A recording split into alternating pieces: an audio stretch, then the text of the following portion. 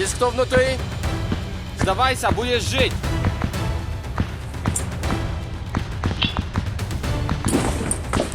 Пойдем!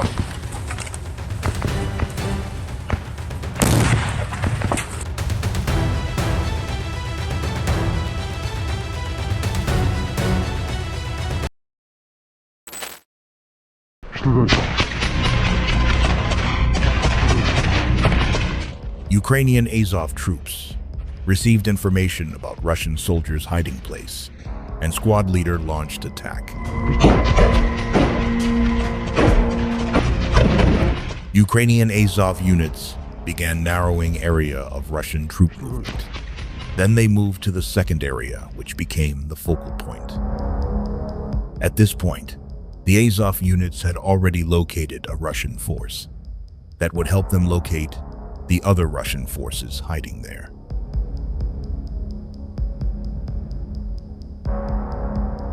Есть кто внутри? Azov commander squad warned them to surrender. When the warning went unanswered, the Ukrainian forces dropped a small bomb on their hiding place. Ukrainian forces achieved significant success in the battle area near Zolochi Kolodias. According to a report from the Azov Brigade Combat Unit, 18 Russian soldiers were captured in a single day. Each captive was recovered as the Ukrainian team surrounded the enemy position and systematically uncovered their hiding places. As a location was combed, the encircled personnel emerged or were captured one by one.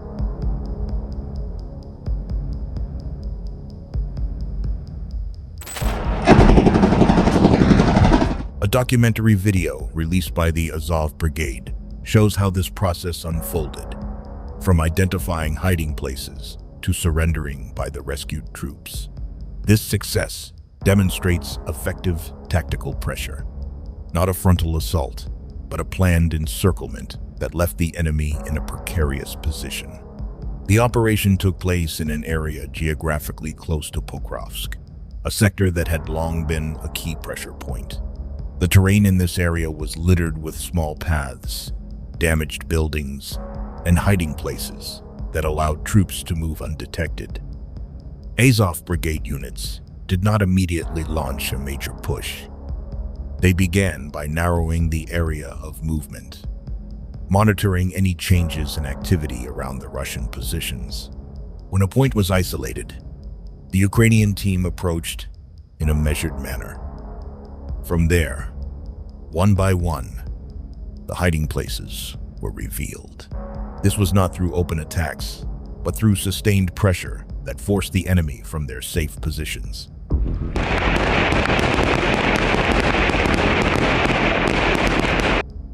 In the process, several Russian personnel were captured individually. Each captive provided new insights into other concealed positions around the sector. This information was then used to adjust the subsequent encirclement. The encirclement narrowed, leaving the remaining Russian troops without safe routes to move.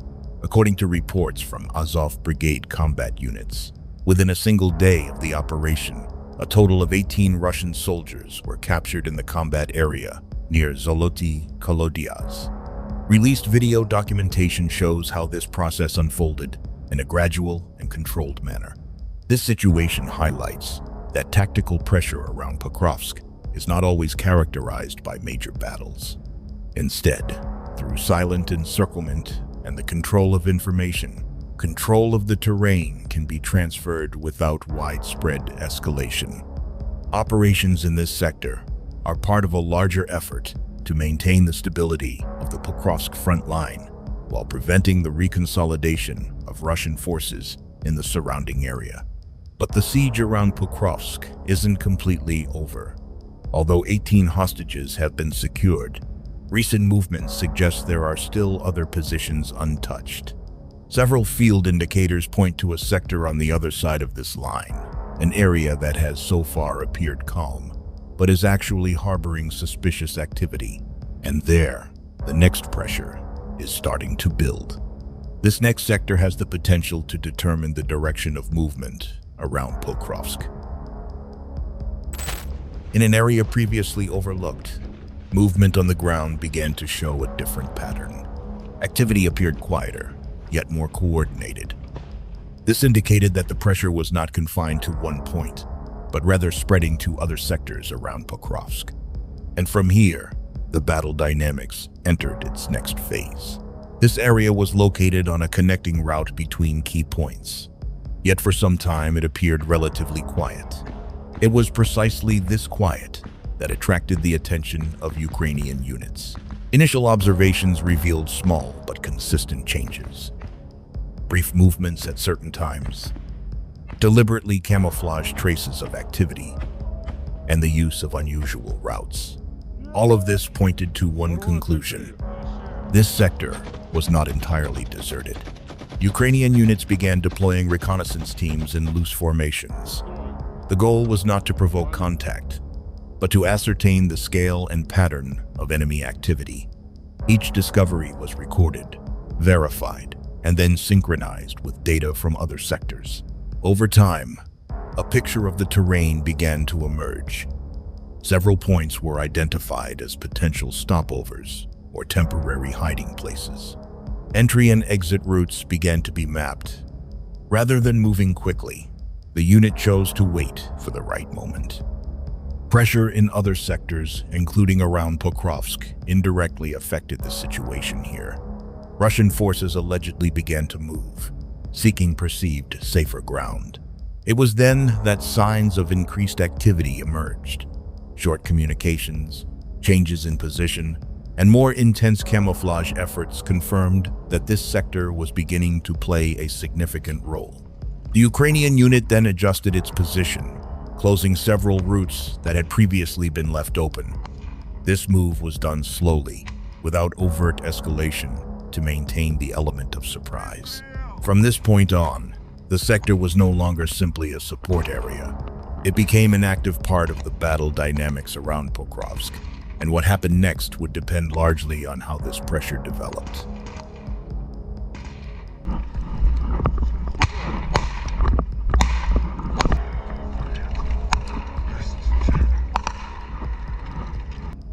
The initial contact phase in this sector didn't begin with any major noise or movement. Instead, everything proceeded quietly. Ukrainian units first ensured their positions were secure before taking further action. The first contact occurred when one of the reconnaissance teams detected a response from a direction previously considered passive. It wasn't open fire, but rather a change in position, indicating the presence of Russian troops. This situation was quickly confirmed by another team on the other side of the sector. This meant that the Russian troops weren't concentrated in one spot, but were scattered in small, interconnected groups. The Ukrainian units held their positions and didn't immediately advance. The goal at this stage was to gauge the enemy's reaction, whether they were defending, moving, or attempting to open an escape route. Several quick Russian movements were observed, indicating an attempt to avoid encirclement. However, available routes became increasingly limited as Ukrainian units began to close in on key areas.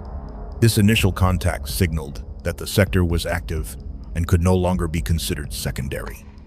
The pressure was beginning to be felt, although it hadn't yet escalated to full-blown escalation. From this point, the operation entered its next phase where every decision, no matter how small, had the potential to change control around Pokrovsk. Entering a phase of increased pressure, Ukrainian units began to change their movement patterns. While previously focused on observation, they now began to take small steps to limit the enemy's options. Some previously open paths were slowly closed. This was not done through a direct push, but through positioning that made Russian troop movements increasingly risky. This pressure was felt not only physically, but also psychologically. Russian troops in this sector began to show signs of confusion. Movements became shorter, and movement time became more limited. Ukrainian units maintained a safe distance. They allowed the pressure to work its course, forcing the enemy to react without triggering major contact. At some point, Russian attempts to shift to another area were detected and immediately restricted. The circle wasn't completely closed, but it was narrow enough to control the direction of movement. This situation marked a significant shift. The previously calm sector was now transformed into a space of constant pressure, where every enemy move was under scrutiny. From here, the operation moved into a decisive phase, whether Russian forces would hold their positions or begin to lose control of the sector. Entering the full encirclement phase, Ukrainian units began to close off the remaining space for maneuver. Positions were layered, ensuring every exit was under surveillance. There was no rapid push. The encirclement was conducted at a measured pace, applying constant pressure without leaving any gaps. Russian forces in this sector were now isolated. Any attempted movement was immediately detected. Routes previously considered safe became vulnerable points. The surveillance circle tightened. In these conditions, Russian forces' options became increasingly limited. Holding their ground meant remaining under pressure, while moving out increased the risk of capture. Ukrainian units maintained discipline. Their focus was not on major escalation, but on ensuring complete control of the sector. This encirclement marked a crucial phase. From this point, the outcome of the operation became clear, whether the sector could be fully secured without open resistance, or whether it could progress to the next, more decisive phase. The encirclement of this sector had far greater implications than just local tactical outcomes. When viewed in the broader context of Pokrovsk, the operation served as a locking force on one side of the front line. Pokrovsk had long served as a crucial node, both for troop movement, logistics, and coordination of surrounding sectors. When one surrounding sector was captured through encirclement, the effects were immediately felt in other sectors. With Russian forces isolated in this area, their maneuvering space around Pokrovsk narrowed. Alternative routes that previously allowed for movement or cover were now under surveillance. This forced Russian forces to hold their positions or take greater risks if they wanted to move. From a Ukrainian perspective, this encirclement created additional stability on the Pokrovsk line. The pressure was no longer solely frontal, but spread laterally, making the enemy's consolidation efforts more difficult. Another effect was the disruption of the rhythm of Russian operations. When one sector was locked, units in neighboring sectors had to adjust their positions, often with limited information. This could potentially lead to gaps in other areas. The encirclement also had a psychological impact. Troops that know their allies are isolated or captured tend to move more cautiously. In modern conflicts, excessive caution often means losing the initiative. In the short term, this success helps Ukraine hold the Pokrovsk line steady. In the medium term, this kind of pressure could hamper Russia's efforts to build new momentum in the sector.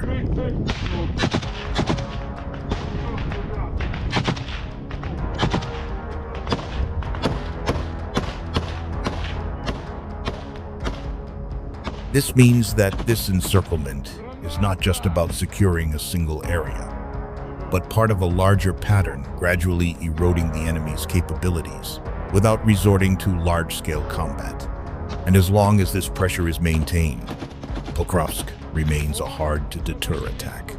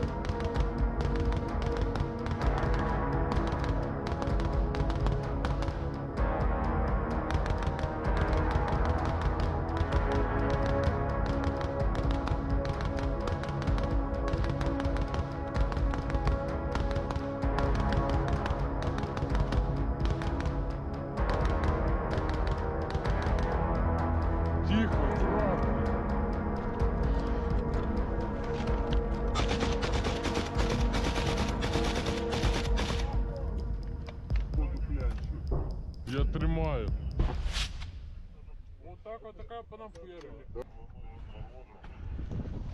Гранат!